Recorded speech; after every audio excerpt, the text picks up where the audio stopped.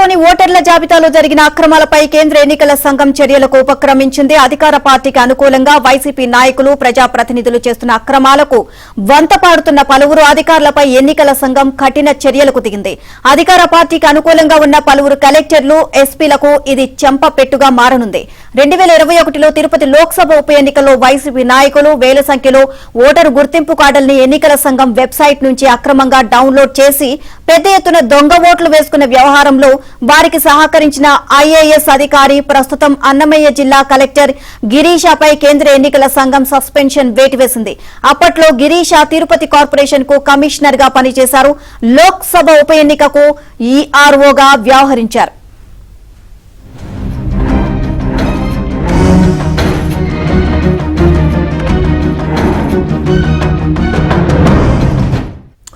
రైటేక తిరుపతి లోక్సభ ఉప ఎన్నికల పోలింగ్ కు ముందు గిరీషా లాగిన్ ఐడి ద్వారా దాదాపు 30,000కు పైగా ఎపిక్ కార్డుల్ని అక్రమంగా డౌన్లోడ్ చేశారు.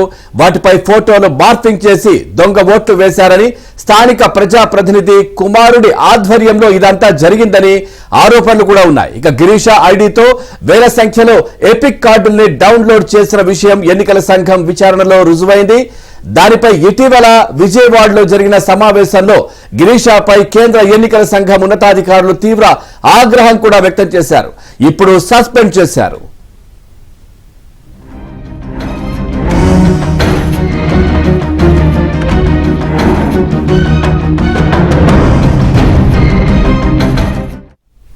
ఎపిక్ కార్డుల డౌన్లోడ్ వ్యవహారంలో ప్రమేయం ఉన్న ఇతర అధికారులపైన చర్యలకు కేంద్ర ఎన్నికల సంఘం ఆదేశించింది. వారి వివరాలు పంపాల్సిందిగా తిరుపతి జిల్లా కలెక్టర్ను రాష్ట్ర ముఖ్య ఎన్నికల అధికారి ముఖేష్ కుమార్ కు మీనా ఆదేశించారు. 2021 తిరుపతి ఉప ఎన్నికల్లో జరిగిన అక్రమాలపై దాదాపు 2 ఏళ్ల తర్వాత, అది కూడా కేంద్రంలో అధికారంలో ఉన్న బీజేపీ పార్టీ ఫిర్యాదు చేయడం వల్ల ఈసీ ఎట్టకేలకు ఇప్పుడు గిరీషాపై చర్యలు తీసుకుంది.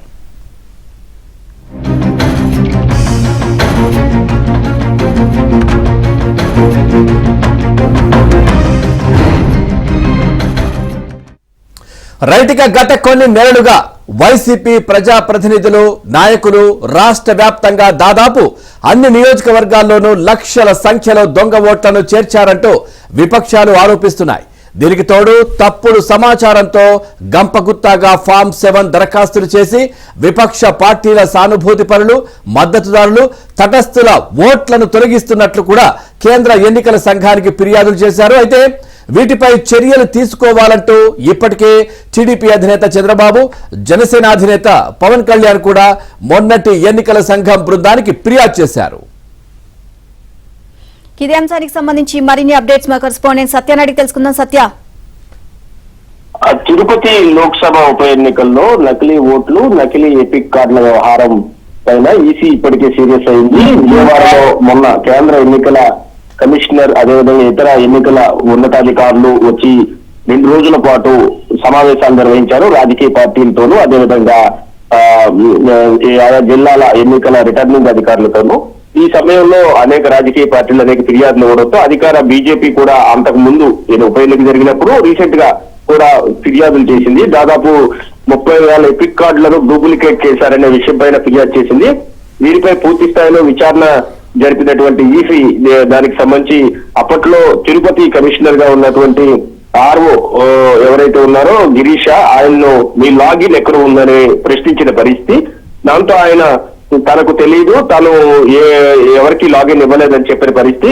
దీనిపైన పూర్తి స్థాయిలో విచారణ చేసినటువంటి కేంద్ర ఎన్నికల సంఘం ఆర్ఓపై చర్యలు తీసుకోవాలని రాష్ట్ర ప్రధాన ఎన్నికల అధికారికి ఆదేశాలు ఇచ్చింది. దీనిపై అప్పటి తిరుపతి ఆర్ఓ, అదేవిధంగా ఏఆర్ఓ, బిఎల్ఓ, ఆ స్థానిక బిఎల్ఓలపై చర్యలు తీసుకోవాలని ఆదేశాలు ఇచ్చింది.